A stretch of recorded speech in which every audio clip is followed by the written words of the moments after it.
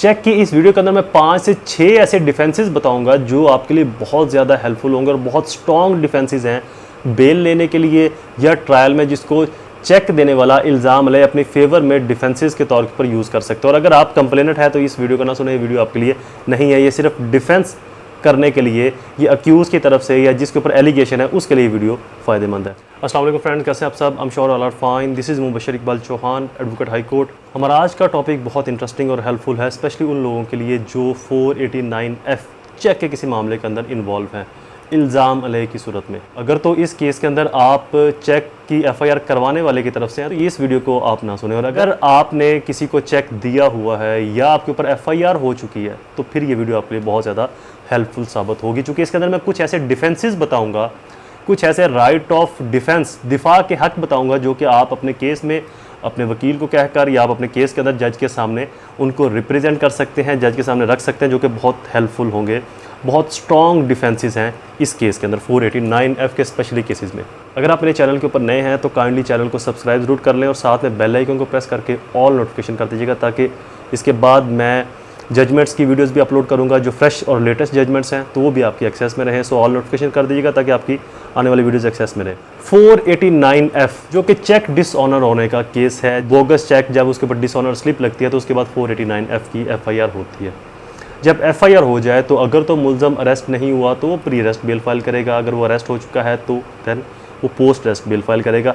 सबसे पहला डिफेंस और प्ली मुल्ज़म की तरफ से या मुल्ज़म के वकील की तरफ से कौन सी होनी चाहिए? फर्स्ट, नो लोन और लाइबिलिटीज़, अमानत या कर्ज। इसके अंदर जो अक्यूज़ का वकील है वो ये कह सकता है कि चेक जो है ये किसी अमानत या कर्ज के लिए नहीं दिया गया था, जस्ट एक बिजनेस ट्रांजैक्शन थी, गिफ्ट के तौर के ऊपर दिया गया। और सबसे मोस्ट इंपॉर्टेंट चीज़, ये ब्लैंक चेक था जिसको कंप्लेनेंट ने इटसेल्फ राइट करके, इटसेल्फ भर कर, इटसेल्फ लिख कर इसको उसने FIR करवा दी, जबकि इतनी अमाउंट का चेक ही नहीं था, ये बिजनेस ट्रांजैक्शन थी।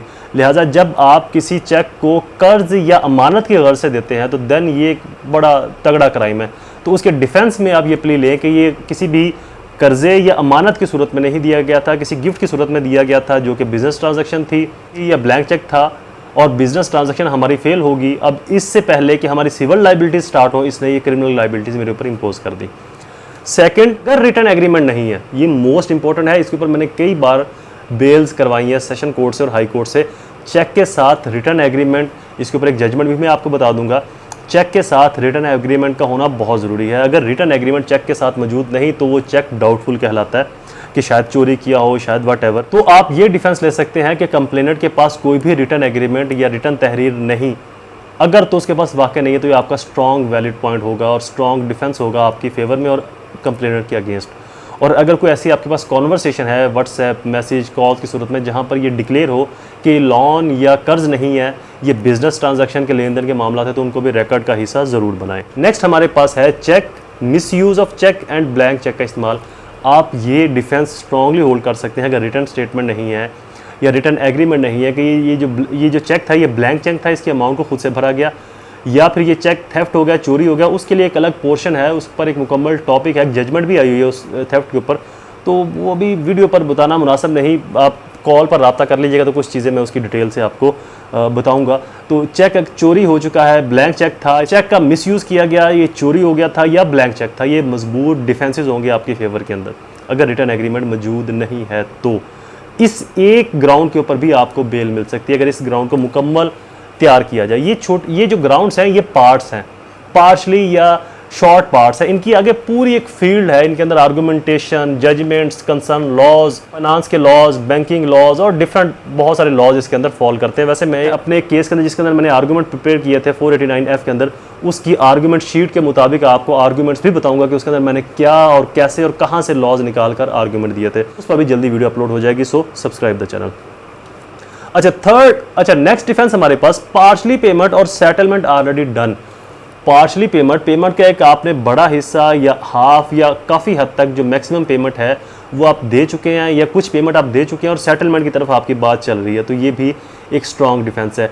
इसके ऊपर जजमेंट भी मौजूद है पार्शली पेमेंट के ऊपर, वो जजमेंट भी मैं नेक्स्ट इस वीडियो के बाद अपलोड कर दूंगा डिटेल के साथ, उस जजमेंट्स के फैक्ट्स बताकर। सो बार बार कहता हूँ कि चैनल को सब्सक्राइब कर लें, यहाँ से आपको बहुत हेल्पफुल नॉलेज मिलने वाला है, वो भी मैं जल्दी अपलोड कर दूंगा। नेक्स्ट डिफेंस हमारे पास, cheque gives a guarantee. Cheque जमानत के तौर पर या गारंटी के तौर पर दिया गया। वैसे इसके ऊपर एक जजमेंट है कि आपने चेक की बैक साइड के ऊपर जमानत, बर जमानत या गारंटी लिखना है, लेकिन अगर आपने जमानत या बर जमानत नहीं लिखा, गारंटी के पर्पज़ के लिए दिया है बट वो लिखा नहीं बैक साइड पर, तब भी घबराने की ज़रूरत नहीं है। सेम ऐसी प्रोपोजिशन के अंदर एक बेल करवाई थी जहाँ पर चेक जेन्युइनली गारंटी पर्पज़ के लिए दिया गया था, बट पीछे गारंटी या बर जमानत नहीं लिखा, तो जो कंप्लेनेंट है उन्होंने उसका मिसयूज़ करके क्रिमिनल कार्रवाई करवा दी। तो लिहाजा इसकी भी जजमेंट्स और आर्गूमेंटेशन डिफरेंट है।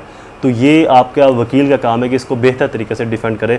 तो अगर चेक गारंटी पर्पज़ के लिए या ज़मानत के लिए या ज़मानत की वजह से दिया गया, तो उन फैक्ट्स को उजागर करें, उससे रेलिवेंट, उससे मुतल्लिका लॉज और एविडेंस को कोर्ट के सामने प्रोड्यूस करें, और उनकी जो प्रोडक्शन ऑफ डॉक्यूमेंट्स है या प्रोडक्शन ऑफ एविडेंस है उसको इस तरीके से प्रोड्यूस करके कोर्ट उससे सेटिस्फाइड हो जाए। वैसे इसके ऊपर मेरी ऑलरेडी एक वीडियो अपलोडेड है, कोर्ट के अंदर आपने आर्गूमेंटेशन की जो तरतीब है वो कैसे रखनी है उसको आप ज़रूर देख लीजिएगा। नेक्स्ट डिफेंस हमारे पास, malafide intention of complainant. Complainant की जो इंटेंशन है वो बदनीति पर मबनी है। कंप्लेनेंट ने जो एफआईआर करवाई है वो जानबूझकर हरासा करने के लिए और ब्लैकमेल करने के लिए करवाई गई है। मेरी रेप्यूट को, मेरी रेपुटेशन को सोसाइटी और माशरे में ख़राब करने के लिए ये एफआईआर करवाई गई है। तो इसमें उसकी मेलाफाइड इंटेंशन है, बोनाफाइड इंटेंशन नहीं। तो इसके अंदर आप कोई सिविल केस आपका चल रहा है, आप उसको भी रिकॉर्ड का हिस्सा बना सकते हैं। कंप्लेनेंट ने आपको इससे पहले वार्निंग नहीं दी, कोई नोटिस नहीं दिया एफआईआर का, उसको भी हिस्सा बना सकते हैं। कोई विटनेस की एविडेंस भी आप करवा सकते हैं। और एडिशनल टिप्स या एडिशनल इसके अंदर जो चीज़ें हैं वो नॉर्मल है, उसके अंदर आप कोर्ट को बता सकते हैं कि मुल्ज़म का जो प्रीवियस रिकॉर्ड नहीं है, फर्स्ट ऑफेंडर है, इस तरह की उसके जो इससे पहले जो मामलात हैं वो इस तरह के नहीं है, या फिर मुल्ज़म एक प्रॉपर बिजनेसमैन है या कोई भी छोटा या बड़ा बिजनेस रन कर रहा है। तो ये तमाम जो डीलिंग या ट्रांजैक्शन हुई है ये बिजनेस मैटर के अंदर हुई हैं, इसके अंदर फ्रॉडुलेंटली कोई एलिमेंट मौजूद नहीं था। वीडियो इज़ कंप्लीट, सब्सक्राइब कर लीजिएगा, वीडियो को लाइक और शेयर ज़रूर कीजिएगा अपने सोशल सर्कल में। दोबारा हाजिर होंगे किसी और इन्फॉर्मेटिव वीडियो के साथ, तब तक मुझे अपनी दुआओं में ज़रूर याद रखें। अल्लाह ताला आप सबका हामी नासिर हो। वस्सलाम।